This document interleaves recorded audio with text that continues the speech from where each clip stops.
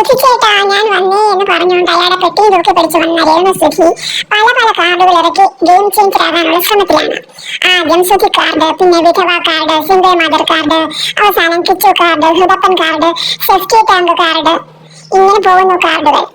ഇപ്പം പുതിയൊരു card, PAN card പോലൊരു കാർഡ്, പേൻ കാർഡ്. മോർണിംഗ് ടാസ്കിൽ ഈ പേനിന്റെ കാര്യവും ഹൈജീന്റെ കാര്യവും ഒക്കെ പറഞ്ഞ് രേണുവിനെ കുറ്റപ്പെടുത്തിയത് നായികയ്ക്ക് ഭയങ്കര നാണക്കേടായി. 70 ക്യാമറകൾ സാക്ഷിയാക്കി തലയും ചൊറിഞ്ഞ പേനും തപ്പി തപ്പി നടക്കുമ്പോൾ ഇത് ലോകം മുഴുവൻ കാണുന്നില്ലേ? എന്തായാലും ആ പേനുകൾ വന്നത് വൈൽഡ് കാർഡ് എൻട്രിയിലൂടെ അല്ല, മനസ്സിലായില്ലേ? ഇത് പണ്ടേ ഉള്ള കാര്യമാണ്.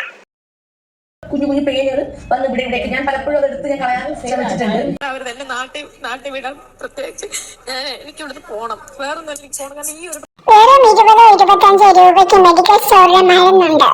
പേനൊക്കെ ബിഗ് ബോസ് അത് വാങ്ങിക്കൊടുക്കും. ഒന്നുമില്ലെങ്കിൽ നിങ്ങൾക്ക് റേറ്റിംഗ് ഉണ്ടാക്കാൻ അവിടെ എത്തിയ ആളില്ലേ, ഒരു ഹ്യൂമൻ കൺസിഡറേഷൻ കാണിക്കും.